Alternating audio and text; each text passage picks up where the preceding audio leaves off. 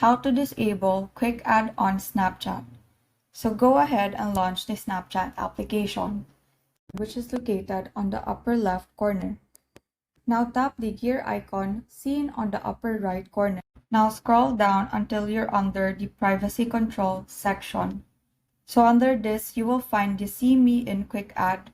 Tap this option and tap the green button to disable this feature.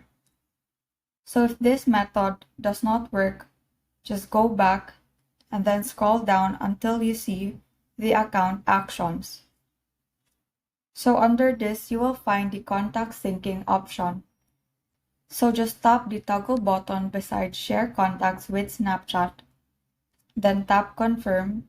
So by doing this, Snapchat won't be able to access your contacts on your phone. And so that is how you disable Quick Add on Snapchat. Thank you and have a great day.